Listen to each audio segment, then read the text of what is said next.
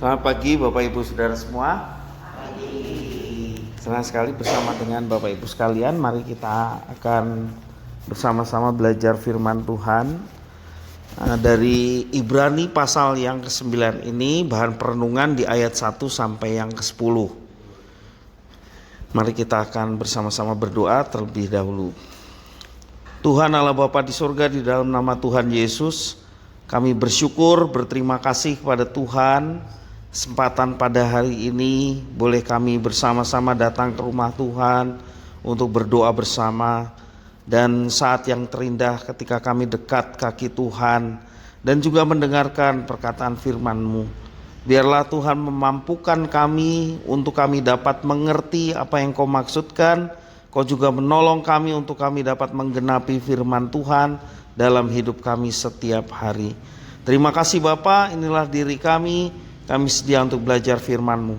Demi nama Yesus kami berdoa. Haleluya. Amin. Ya, di dalam teks firman Tuhan pada hari ini memberikan satu pengajaran bagaimana penulis Ibrani ingin memberikan satu penjelasan bahwa praktek peribadatan yang dilakukan oleh orang Israel di masa Perjanjian Lama itu menjadi gambaran atau sebuah kiasan yang sesungguhnya dikerjakan dan disempurnakan di dalam Yesus Kristus. Ya. Nah, memang seperti yang saya pernah katakan bahwa setelah Pentakosta kemudian disusul tahun 70 Masehi itu bait Allah dirobohkan. Ya. Dan sebelumnya bait Allah sendiri tidak memiliki kekuatan seperti di masa-masa sebelumnya. Ya.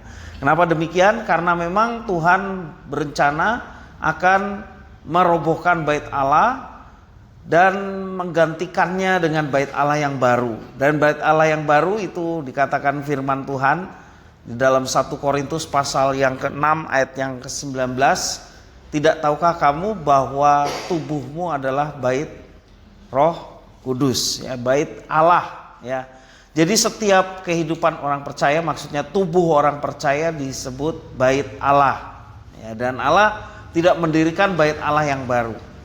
Demikian juga setiap praktek-praktek yang ada di dalam perjanjian lama itu menjadi gambaran dan juga dikerjakan di dalam Yesus Kristus. Yang menarik di dalam ayat yang ke-22 dijelaskan bahwa tanpa penumpahan darah tidak ada penebusan. Ya, pada waktu itu mereka mempersembahkan binatang ternak, ya, baik lembu maupun domba yang dipersembahkan kepada Tuhan. Demikian juga 1 tahun sekali imam besar masuk ke ruang Maha Kudus. Waktu Yesus mati dan menyerahkan nyawanya kepada Bapa di sorga, apa yang terjadi?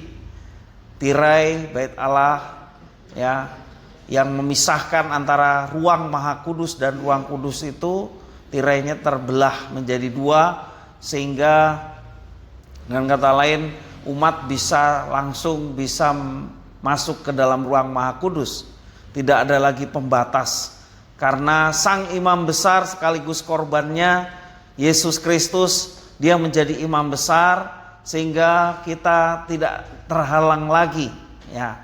Imam besar dari keturunan Harun yang sebelumnya sudah bertugas di bait Allah itu menjadi simbol dan gambaran akan imam besar. Dan Yesus bukan dari keturunan Harun atau keturunan Lewi, ya, tetapi garis imam besar Yesus berdasarkan peraturan Melkisedek, ya, yang dijelaskan di dalam teks firman Tuhan di pasal-pasal sebelumnya, sebelum pasal yang ke-9.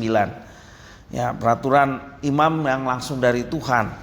Nah, Bapak Ibu Saudara, dijelaskan di dalam firman Tuhan bagaimana beribadah itu menjadi satu bagian kehidupan orang percaya.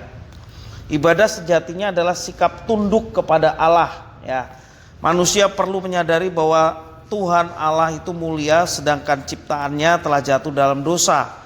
Dan perjumpaan dengan Allah selalu dikaitkan dengan berbagai macam simbol, termasuk simbol yang agung. Misalnya bait Allah, atau juga yang sebelum bait Allah disebut tabernakel, kemah suci, ya, menjadi gambaran bagaimana tempat Allah bersemayam, yang di dalamnya terdapat barang-barang yang indah, ya, pernik-pernik untuk penyembahan, ya. Hal itu untuk menjaga kemuliaan Allah. Bapak Ibu Saudara, keagamaan Yahudi memiliki banyak sekali simbol yang menyatakan keagungan Allah, dan hal itu mencerminkan pada kemah pertemuan, ya. Di dalam kemah pertemuan atau kemah Allah terdapat pembagian tempat seperti yang saya sampaikan tadi. Demikian juga di dalam bait Allah ada ruang untuk Allah dan manusia. Pemisahan itu terlihat bahwa manusia yang berdosa tidak dapat mendekati Allah yang kudus. Terlebih dahulu mereka harus membersihkan dan menyucikan diri dengan ritual yang telah diatur oleh hukum-hukum Allah. Dalam masa perjanjian lama, untuk bertemu dengan Tuhan Allah dibutuhkan perantara. Tadi saya sampaikan pengantaranya adalah imam besar yang 1 tahun sekali masuk ke dalam ruang Maha Kudus. Dan imam besar itu sendiri kalau masuk ke ruang Maha Kudus, dia kakinya dirantai.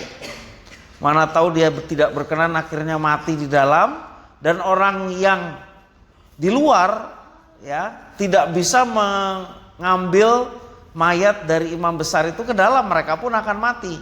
Maka dirantailah tangan kakinya maksudnya, sehingga imam itu ditarik dari luar, gitu ya. Seperti itu, ya. Ya, jadi pengantara itu adalah imam besar, ya. Imam besar hanya diperbolehkan memasuki ruang Maha Kudus, tempat di mana Tuhan hadir. Sebelum ia bertemu dengan Tuhan Allah ya Israel, imam besar harus mempersembahkan korban pendamaian untuk setiap kesalahan agar dirinya tahir di hadapan Tuhan Allah. Dan kenyataan ini membuat kita menyadari bahwa kesucian hidup menjadi faktor utama bagi seseorang untuk berjumpa dengan Allah. Jadi esensinya masih tetap, walaupun praktek ritualnya sudah tidak lagi. Esensinya apa?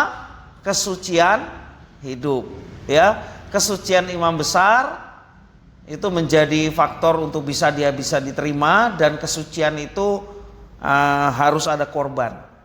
Ya, tadi dalam ayat yang ke-22, pengampunan dosa untuk penebusan tidak akan terjadi kalau tidak ada penumpahan darah, ya.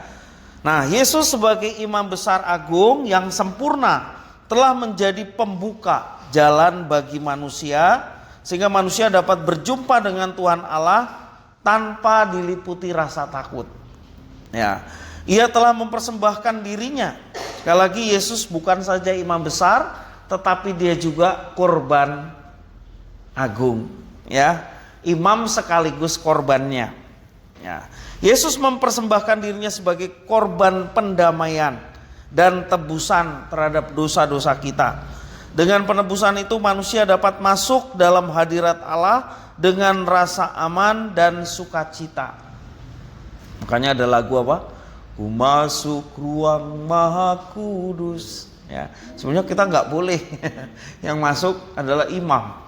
Tetapi kita diberikan satu keberanian untuk bisa menghampiri tahta Tuhan dengan kesucian, ya, kesucian yang kudus di hadapan Tuhan, oleh karena imam besar kita yang memberikan jalan pendamaian sehingga kita diberikan kesempatan untuk masuk ruang Maha Kudus. Karena itu Bapak Ibu Saudara, mari kita bersyukur karena saat ini kita dapat beribadah kepada Tuhan tidak dengan ketakutan, ya. Puji Tuhan.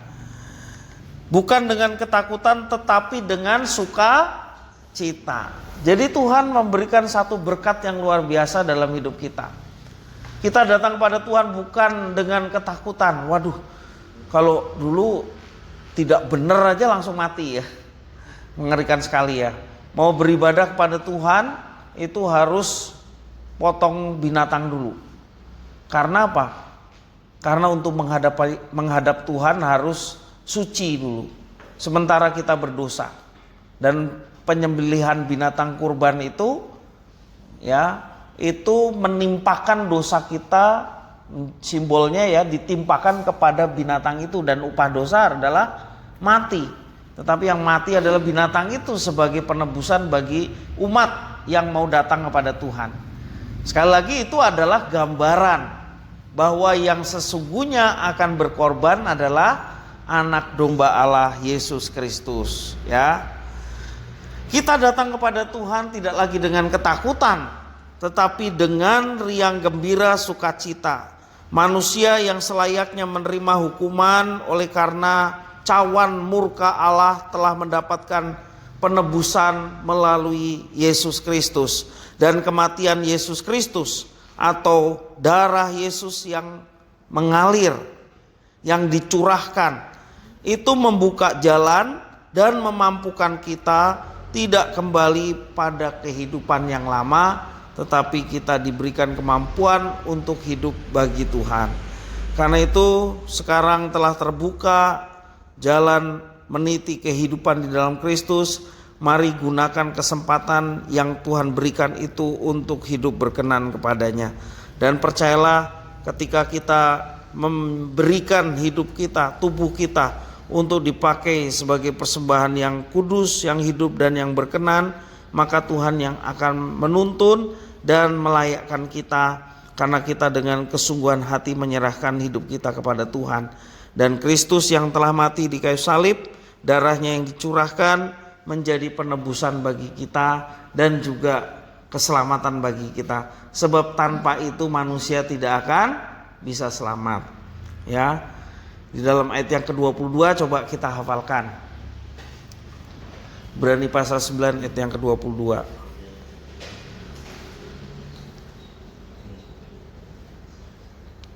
Sudah?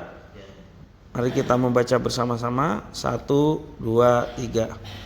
Dan segala sesuatu sajikan menurut Taurat tanpa tidak ada. Ya, jelas di situ katakan ya, tanpa penumpahan darah tidak ada pengampunan. Darah Yesus itulah sumber pengampunan dan keselamatan. Kiranya firman Tuhan memberkati kita. Mari kita berdoa. Tuhan Allah Bapa di surga, di dalam Yesus, terima kasih atas keselamatan, juga penebusan yang telah Engkau berikan kepada kami melalui kematian Yesus Kristus, darah Yesus Kristus yang dipersembahkan untuk menjadi jalan pendamaian bagi kami. Terima kasih ya Tuhan atas karya keselamatan yang Tuhan berikan. Kami mau pegang teguh iman percaya kepada Tuhan Yesus, sebab tidak ada keselamatan selain daripada Tuhan. Karena itu kami mau pegang teguh, berapapun banyak tantangan yang harus kami hadapi, tetapi kami mau biarlah Tuhan terus menuntun kami supaya kami tidak goyah menghadapi tantangan apapun.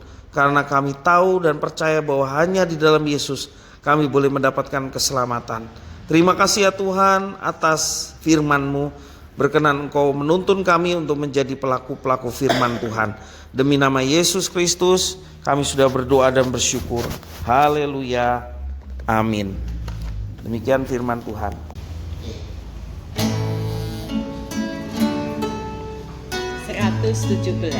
Yesus kasih padaku.